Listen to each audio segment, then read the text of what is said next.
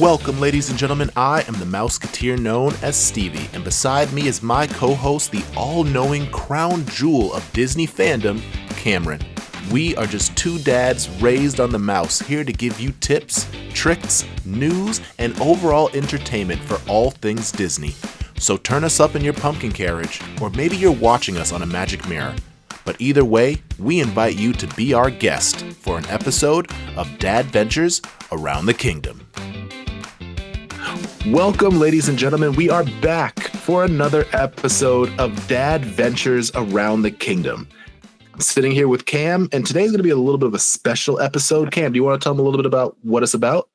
Yeah, so today we're going to be talking about the top 5 the emotional Disney moments, I should say. And I should preface these, Stevie, it's not just reserved for sad moments. You can put happy moments in there too. Anything that's really a tear-inducing, gets you the chills, those kind of emotional moments. We are doing everything under the Disney umbrella, so it could be from a Disney movie or show. It could be Pixar, Marvel, Star Wars, theme parks, whatever it might be. But we're going to be talking about that. We are going to skip Mouseketeer moments and the news this week, and that is because we are pre-recording this a few weeks in advance because of the 4th of July holiday, vacations, all that good stuff. So I don't want to say news from today when we're recording this in June still, and then July happens as some news. So if you're missing any news, we'll share it on. I'll make sure I share it on social media, especially our Instagram stories. So double check those there for any big news that drops, Disney movies, shows, parks, or anything related like that. But yeah, do we just get into it? Top 5 moments for each of us, emotional moments. Yep. So let's jump into our emotional moments. Do you want to start or should I start? Yeah, I have these in no particular order, so I'm just going to go for it, except for my number one. So I'll save that one for the end. But right. One of my moments, and like I said, it could be Disney umbrella, so anything under that umbrella. Mando saying goodbye to Grogu in The Mandalorian season 2. That whole episode, I remember. So this was back when I was doing my old podcast where we would talk about Disney Plus shows, and I would specifically wake up at 3 a.m. every morning, because back then that's when the show was released, was 3 a.m. because it was 3 a.m. Eastern time, 12 p.m. Pacific time. Now they do the whole nighttime release, which is a lot better. I like it a lot more, but I was just so nervous about getting spoiled for things, especially for things I love, to like the Marvel shows and the Star Wars shows. That I remember set an alarm for 2:55, woke up, would go to my living room and watch this episode. And I remember just being enthralled with it. The fact that we had Luke Skywalker coming back just blew my mind. In the moment where Mando takes off his helmet to say goodbye to Grogu, I was in tears. It was like happy tears, because I was like, oh my God, I saw my favorite Star Wars character and Luke Skywalker coming back, and he's interacting with Mandalorian and Grogu. Like, that's so cool. But Din taking his helmet off and interacting with Grogu to say goodbye was really great, because at that point we didn't know if they were ever going to get back together. Obviously, Book of Boba Fett happens and they get back together, and there's a season 3 of Mandalorian, and now there's going to be the Mandalorian and Grogu movie. So now it doesn't hold as much weight to me personally, just because I know their story continues. But at the time when you're like, I don't know if this is going to continue, it just burst into tears at like almost 4 in the morning by that point when the episode was almost over. It was crazy, but that's one of my moments. Yeah, I can definitely see that, because they build such a strong connection, and Grogu trusts Mando so much. Yeah. And so you could tell, especially seeing as Mando takes off his helmet, anyone that watches The Mandalorian, anyone that knows anything about the Star Wars lore knows something really serious has to happen for a Mandalorian to take off their helmet. And for him to do that, to say goodbye to Grogu, that is huge. And especially Mando's clan too, because that clan specifically, if you take your helmet off, you're dead to them basically. And exiled. That basically happens to Mando. Spoiler, I guess, for like a 4 or 5 year old show at this point. But like it was a big deal. He had previously taken his helmet off for a different reason in season 2 with the Bill Burr episode, which is still funny that Bill Burr is in Star Wars. But no, it was just really an emotional moment. But Steve, what's your first moment, I guess I should say? Okay, so mine is a sad moment. I'm going to be honest with you. Because of this moment, I can't watch this movie again. And I haven't watched this movie since I was probably like 5-6 years old. But I'm going to go with this heart-wrenching moment. When Todd from Fox and the Hound. Wow, you're going for it. In the woods. Oh. When the old lady drives off and just leaves him there, even now thinking about it, because of my 2 dogs, I think of like my youngest, Tucker, he would have no idea what's going on, but to just leave him in the woods and drive off, even then, and I didn't have any pets before I met my wife, Katie, but that moment, I could see it. I didn't fully understand it, but I could see it, and it just killed me.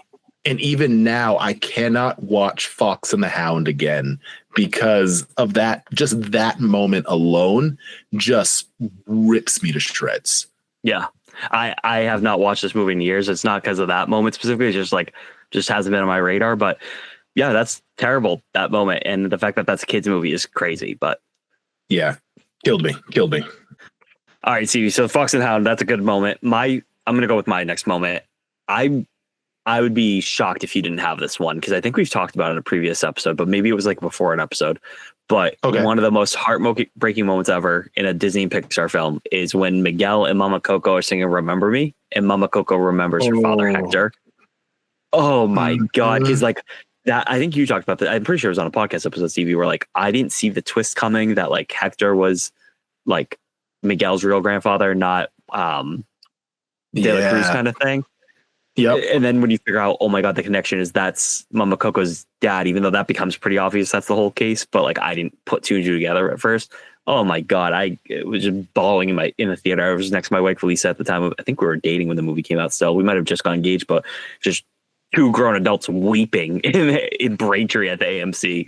It's crazy, but no, it's a beautiful moment. That song in general. There are different renditions of it. I love where there's the happy version that De La Cruz sings, and then you get that sad, happy, because it is a little happy at the end of the day too, where Mama Coco's remembering her father after she hasn't spoken once this whole movie. But oh my God, the range that Remember Me has as a song is perfect and lends to this perfect, like memorable moment. Yeah, and it also shows, like you said, like the different renditions. De La Cruz never really understood the real purpose of the song, which is why for him it was so uplifting, and he got what he deserved when that bell fell on him. Yep, 100%. So like 100%. But yeah, he never understood what it fully meant. So for him, it was really more of a like, you know, ladies that I love, make sure that you remember me. Whereas no, this was a heartfelt song for, you know, for Coco, Mama Coco to remember. And you could like, even though her mind was starting to go, it also didn't help the fact that music was banned. So it was like the one way for her to remember her father was banned in the house until Miguel sang that song.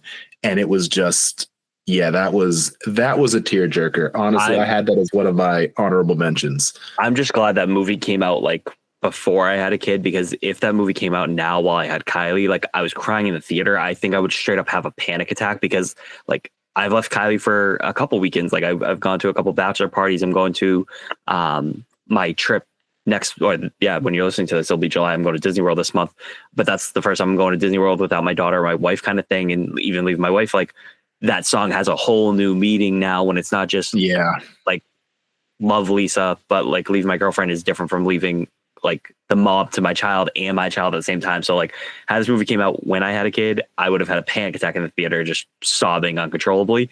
Now I wouldn't have as much. Like we actually watched Coco recently. I watched it with my daughter, and because I knew it was coming, I could prepare myself. But my God, that first time I would have been in a mental institution, basically. Yeah, no, I don't blame you. I feel that 100%. That scene was very, very powerful. What's your next moment, Stevie?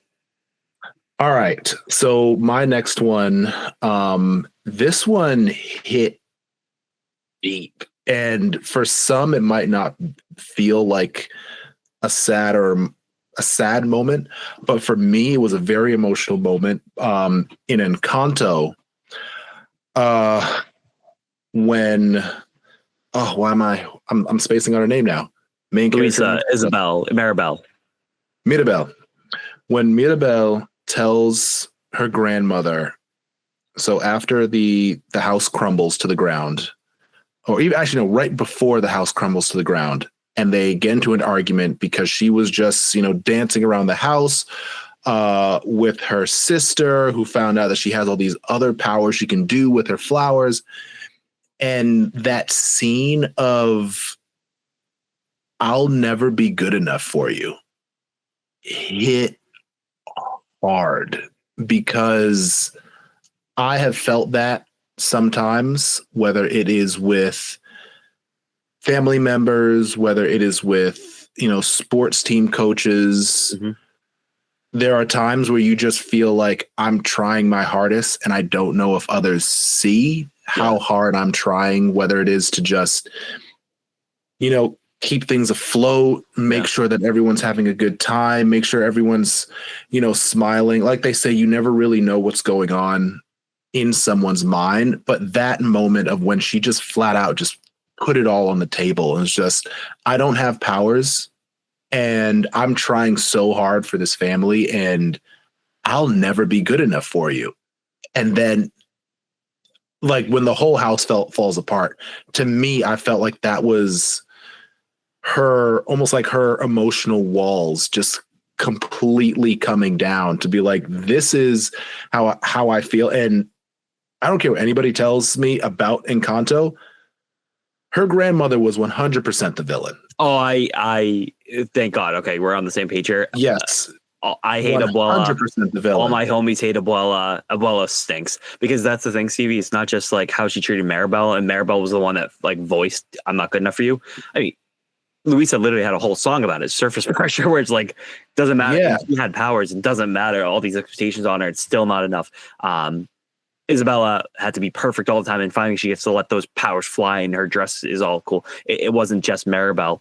It's every single one of at least the three main sisters of the Madrigal family.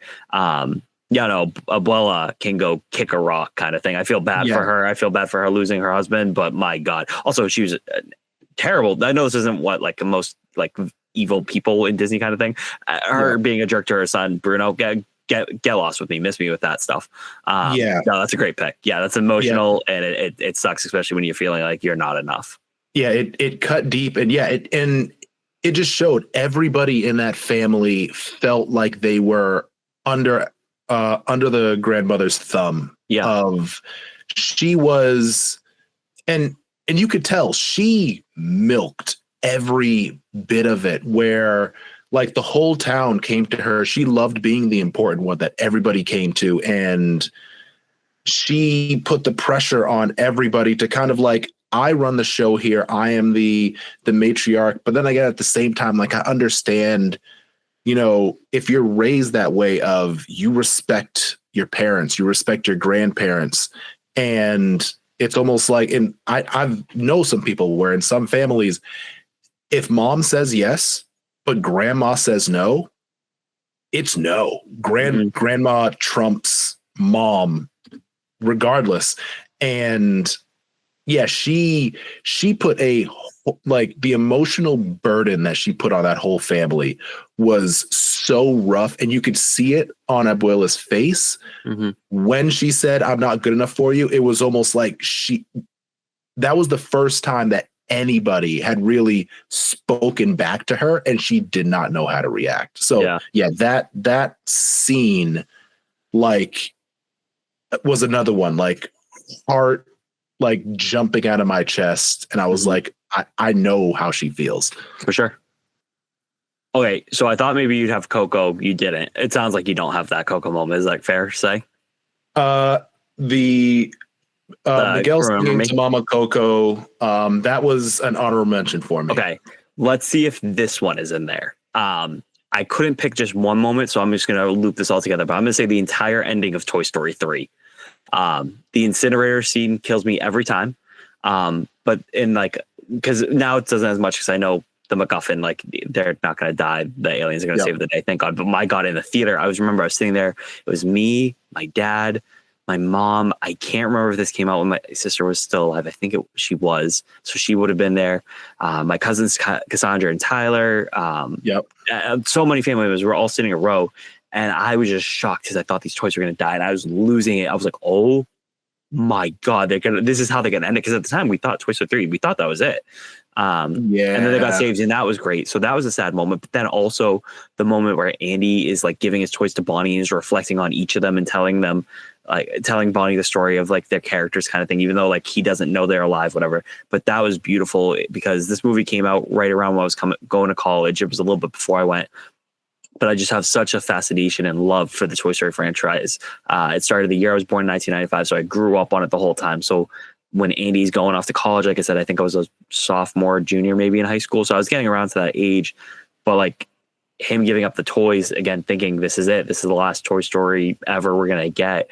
I remember just being so overcome with emotion because it's that sign of like, yeah, growing up and moving on, but letting the next generation have a lot of happiness and stuff, like giving that stuff to Bonnie so she could have fun with those toys, just really hit me in the feel. So I couldn't pick one between the incinerator scene or Andy giving the toys away because those are two separate events. Those could have easily both been two of my top 5. So I'm going to cheat a little bit and put them together. But I love that ending of Toy Story 3. It's such a shame they did such a, I'm not going to swear, a poopy version of Toy Story with Toy Story 4. It really should have just ended Toy Story 3 if they weren't going to live up to that expectation that this franchise would have. Yeah, I did have this one written down. Again, another honorable mention because I was like, just in case we both have the same ones. But like, this was one that I definitely thought of because mainly when Andy gives his toys to Bonnie, because it was literally the end of an era, like growing up watching these toys and Andy growing up with these toys. And so I believe when that movie came out, I was in college. Mm-hmm.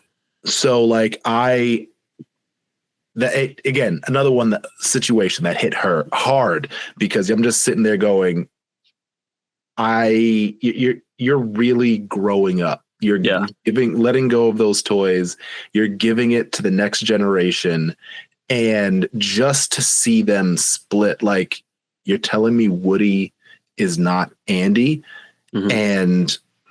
And then it hit twice as hard when you go to Disney and all the Buzz Lightyear and Woody toys have Bonnie's name on the foot. I swear to God, I was about to say the same thing. Like my daughter getting Toy Story toys and seeing Bonnie now, I'm like, oh my God, like that's crazy. Because I was all like, is it on this? I have an old school. Can people see my screen?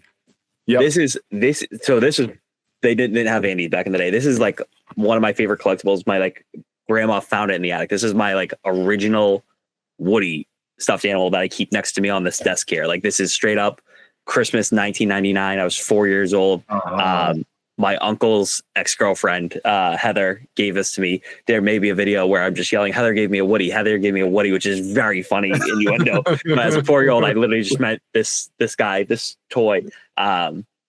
So it doesn't say Andy on it. I was just checking to see if it did say Andy, but it says nothing on the back besides copyright Disney, made in China. But I love this franchise. This is how much it is, that fact that like my mom and my grandma even knew like we got to find this and give this to Cam because this franchise meant so much to me and still does to me to this day. It was really cool. But yeah, no, seeing Bonnie on the bottom of it, that crazy. Yeah. Good for her. That's not anti-Bonnie. It's just like, yeah, I like Bonnie. Bonnie made Forky, and Forky is awesome. I love Bonnie, but it was just saving grace of that movie. That the crossing over of that scene was just, it was rough to watch. And then, like you said, the incinerator, I 100%. I was on the edge. I was white knuckling my chair. I was like, oh my God, they gotta kill him. I was like, what happened to Disney? I was like, they're gonna kill these guys. It was one of those moments where it's like you feel your eyes swelling up, but you can't blink. You're just like, no, this something has to save them. And I remember my eyes swelling up watching that scene where they're sliding down the incinerator. And I was like, no, it can't happen. It can't happen. It can't happen. It went on like a little too long that by the time like they didn't grab hands, it felt like for a while because they were trying to fight their way out of it. And then when they just started grabbing hands, I was like, oh, Disney's gonna do that. When they grab hands, I was like, oh my God, all hell broke loose, and I was a baby. Shout out to the Green Aliens, man. God, shout out to those guys. But Stevie, what's your next one, my friend?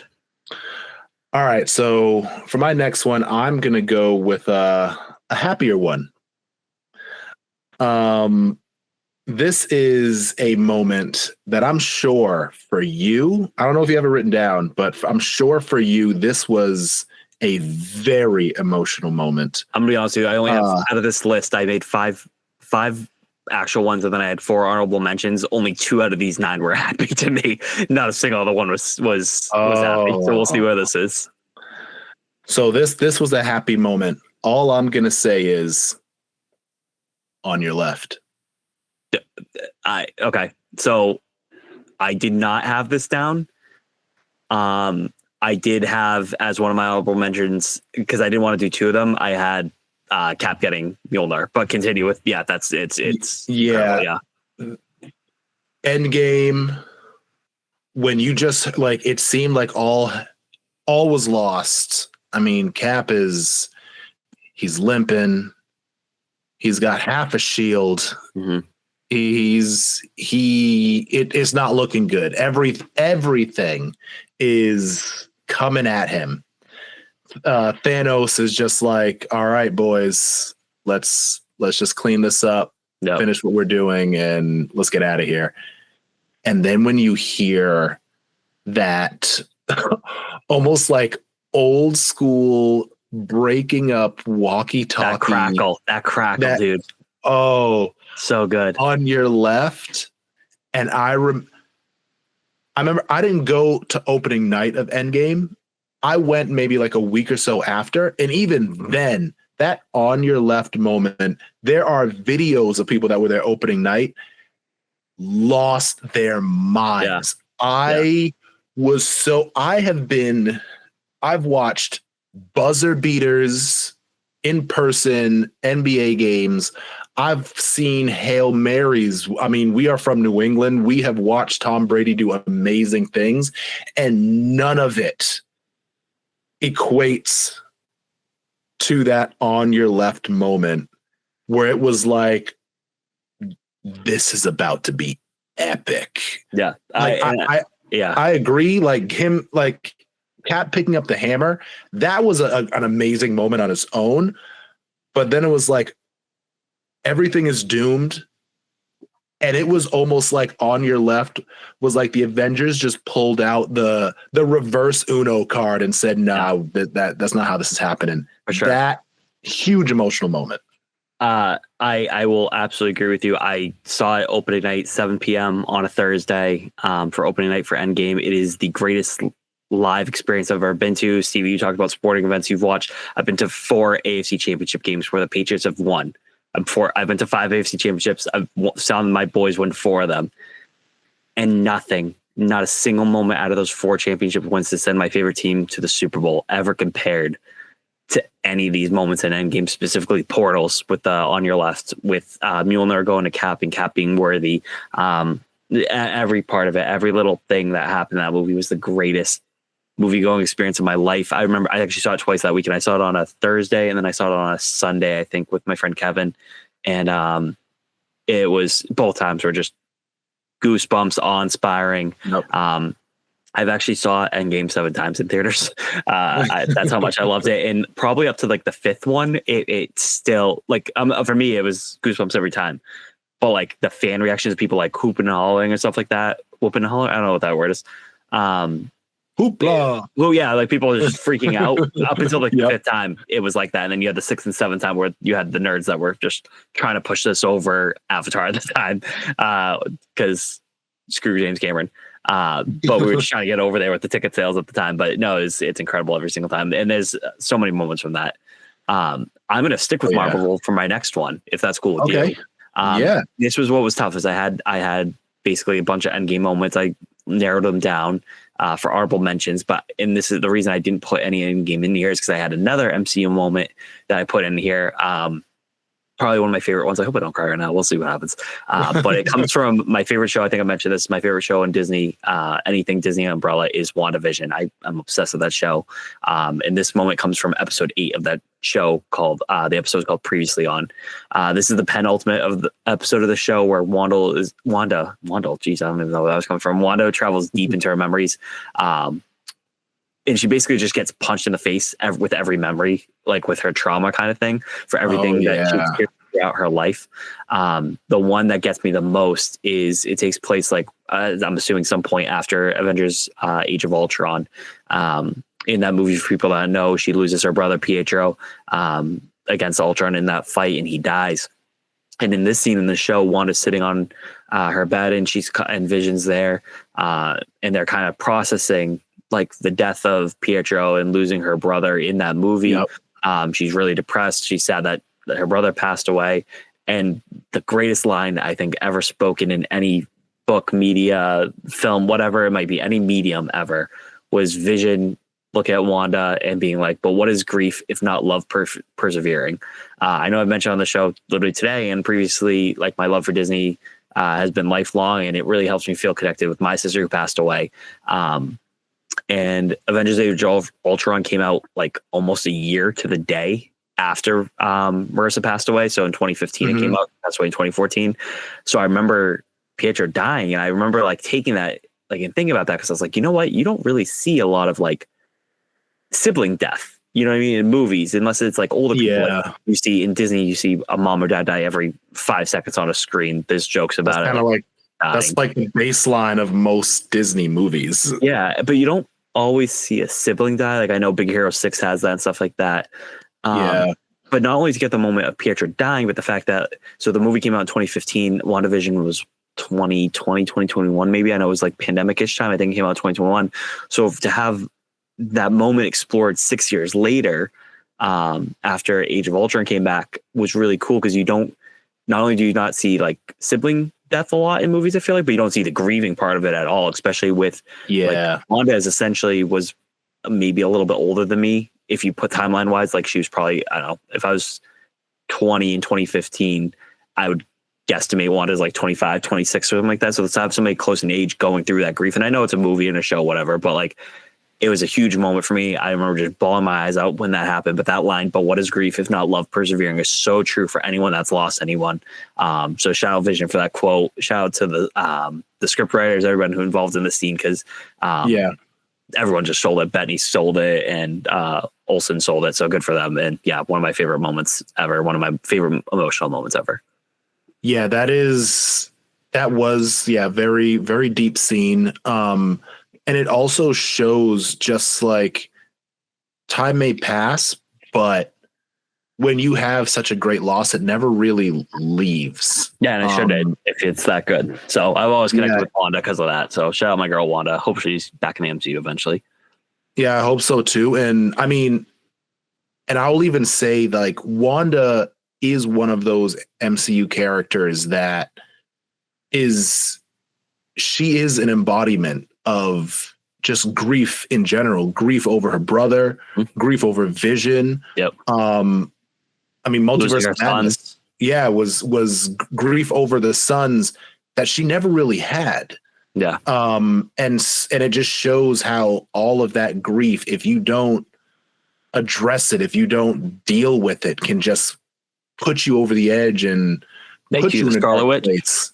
Yeah, it puts you in a dark place, and that dark place, as we saw, turned her into a monster. Yeah.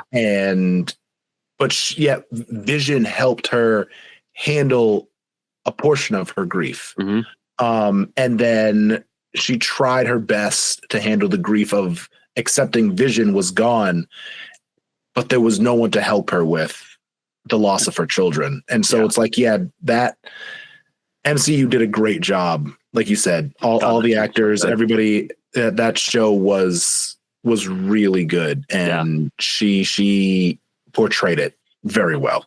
For sure. What do you got? You got two more and I got one? Yes. So I got two more. So my next one, it was another moment that hit hard just because I know how it feels. For those who have never met me, I am a 6'2" Black man, about 255 pounds, mostly muscle. And so this scene, and so this scene hit hard. It's where Nick Wildes in Zootopia is telling Judy about when he tried joining the Scouts.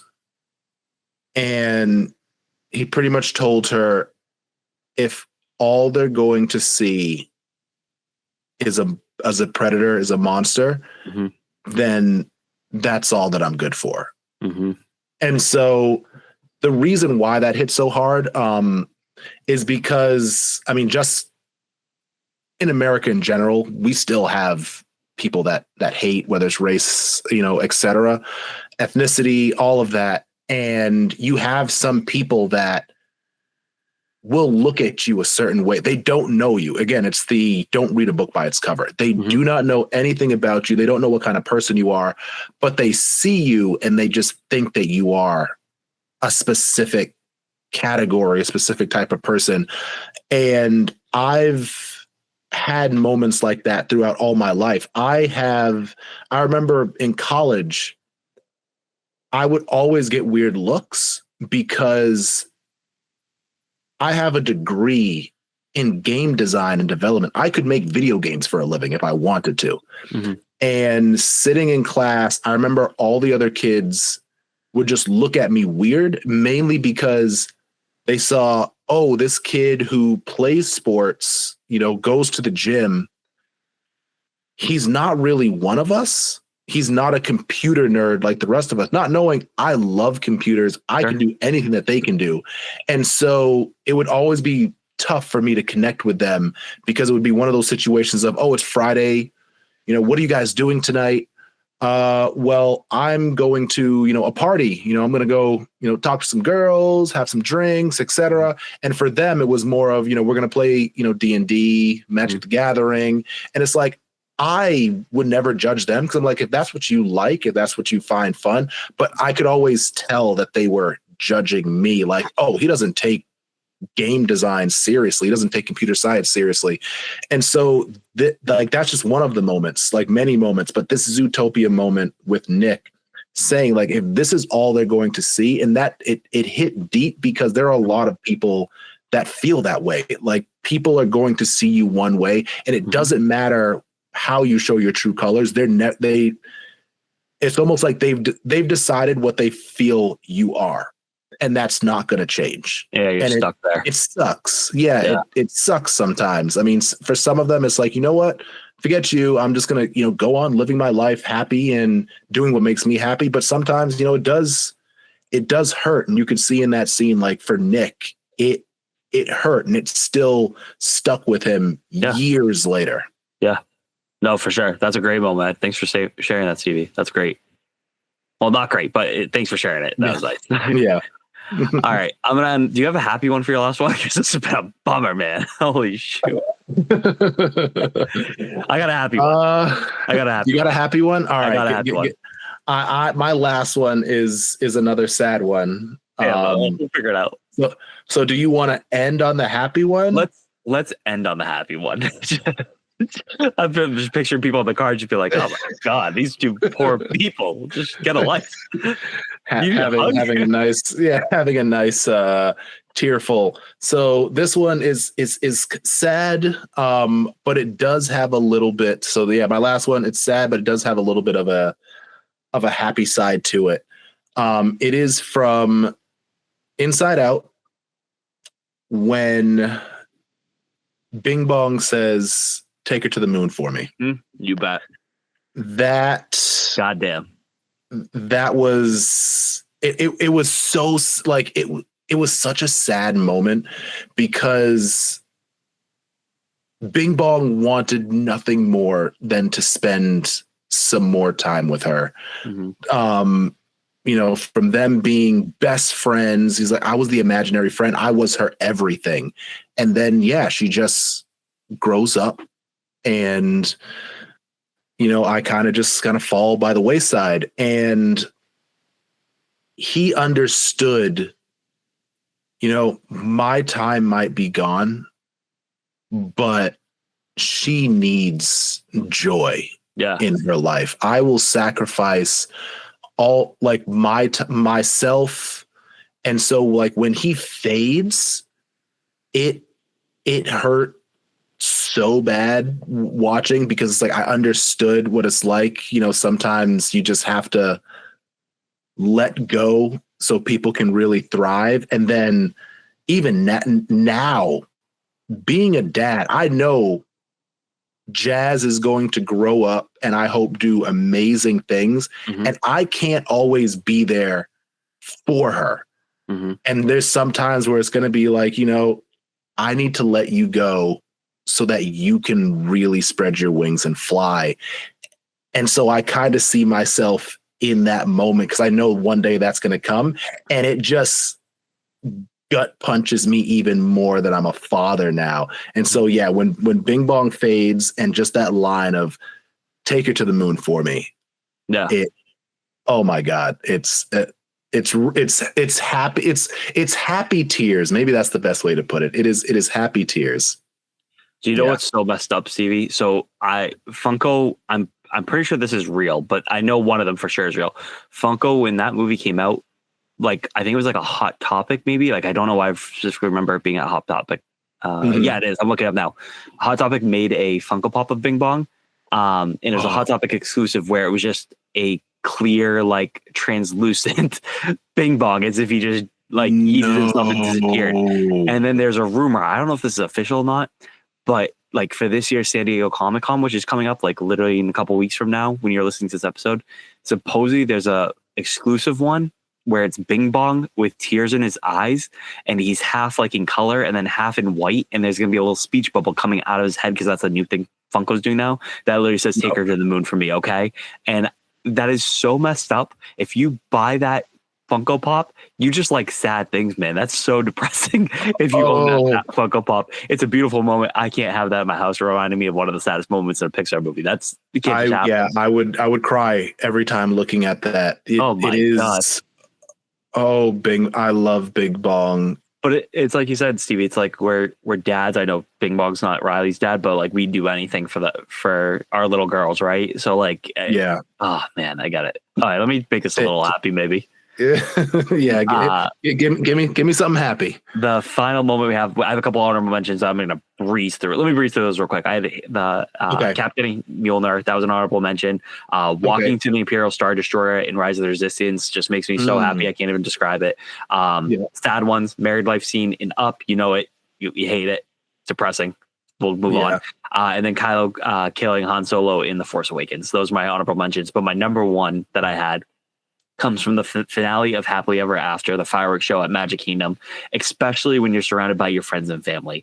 There's a line in it that says, "And so our journey comes to an end, but yours continues on. Grab a hold of your dreams and make them come true. For you are the key to unlocking your own magic. Now go, let your dreams guide you, reach out and find your happily ever after." Till the show ends, the narrators challenge you to unlock your own magic, blah, blah, blah. I'm crying at this point of the show. The castle's like picking stuff up because the villains just destroyed it, and it's like restoring itself in this like red and gold kind of stuff. And then you get the pixie like dust flying, and then Tinkerbell flies out, and there's like a little refrain from "you can fly" as she's going out, and everything's beautiful. The castle's projected, the colors are happening. I'm getting chills thinking about it. You're surrounded with your wife, your daughter, your parent, everyone there that you love, that loves this stuff as much as you do.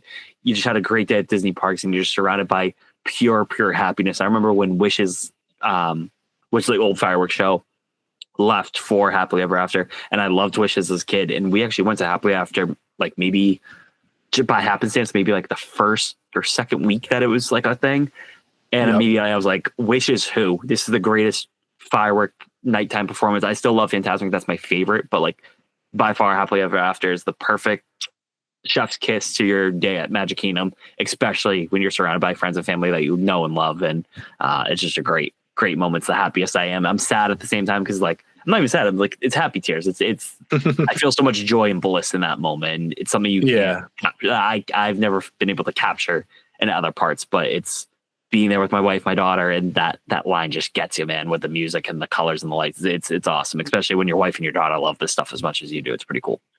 Yeah, I bet. Just anything of just being with your family, getting to see, I mean, it just light up in their eyes. It's going to put just a smile on your face, and For sure. it heartwarming. It's absolutely heartwarming. I mean, yeah. But before we go, I'll give you my last two, my honorable mentions. So, as I said before, Miguel singing to Mama Coco, that was an honorable mention. I have when Andy gave his toys to Bonnie as an honorable mention. And then the two other ones that I didn't say, one was a sad one. Also from Infinity War, Spider-Man, I Don't Feel So Good. Oh God, he killed me. No, that's so sad. that was a sad one. Especially, I mean, we both love Spider-Man, so that moment, Tom Holland played it so well, and just the hug and turning into dust. Oh, that was rough. And that wasn't even the saddest one, Stevie. No, maybe it was for you. The saddest one was Vision, where like Vision dies, and then like they do the time stone thing, and then like I almost said Ultron. Jeez, Thanos just kills him again. Just like, oh, you got reversed. Now we're gonna reverse the reverse. And he's just dead. Has that giant hole out of his like head where he took the Infinity Stone, and that's the same Vision you see in WandaVision. Head like oh my God, that one right in front of Wanda too. That one's the worst one. But Peter Tingle feeling he's about to die, Mr. Stark, I'm not feeling so good. That's absolutely number two. Just that line, I don't feel so good. That line is the stumble, the little stumble he does. Oh man, yeah, he acted that amazing. And then the last one, I know you've said before that it's technically not under the Disney umbrella, but I will still always put Bluey under the Disney umbrella. I'm gonna guess it's the sign. Yes, when Bandit pulls the sign out of the lawn. I remember when I first watched this. So Jazz was only about 7, 8 months old when this episode came out. So I remember I was actually on a business trip in France. I was on a train heading to Paris, and I'm watching this on my phone, and I am crying. Yeah. Oh yeah. On a public train in France heading to Paris. And when he gets the phone call and he walks over and he just gives that look over to the family in the car, right there, I was already eyes watering a little bit, and I'm like, it's about to happen. And then when he finally just gives his all and picks it up and throws it, when Chili tackled him, I lost it. The bang bang of that is incredible. Yes, I lost it. And then you have them running the whole final 45 seconds, minute, or whatever long it is of that episode. Cried, as well as, I forget her name, but the who plays the teacher that's singing in the background. What's her name? Calypso. Calypso. Yep. Calypso's voice actor who is singing the song in the background. I was a hot mess. Again, grown man watching a show for children on a train in public, bawling my eyes out. I mean, we watched that literally. Hallie went to bed, and we were like, well, the sign came out. I want to see it because everyone's talking about how depressing it is, but also happy. And we watched it, and me and my wife, it's like a 23-minute episode, and we're just same thing, just losing it. I think we have to pause the second Bandit is on the ground, Chili's like on top because they just pigpiled, and the kids just like run out of the car. I think like Bingo stumbles a little, and they jump on. We have to pause, and we just both sit in there like, oh, yeah. What did they do? What did they just do to us? These cartoon dogs, man. It's crazy what the emotion brings out of you with these guys. I could not pull myself together. I was an absolute mess. I am melting. I remember I tried to like lean towards the window to try to like hide my tears from everyone, but I was full flowing. And then I remember I looked back and I see Bluey and Bingo running through the halls, and I'm just like, I can't do this anymore. Dude, while you were talking about it, I brought it up on Disney Plus just to watch it again because I'm like, this is just perfect. No, it's great. It's so good. But that's it. So this is the most depressing episode we've ever had, everybody. Let us know what your top 5 memorable, emotional Disney moments are. Hopefully they're a lot happier than what Stevie and I got here. Yes. But honestly, I bet you they're not. some people I bet are going to come at us. Mufasa dying, maybe Anna and Elsa's parents dying, that we didn't have those. These are our lists.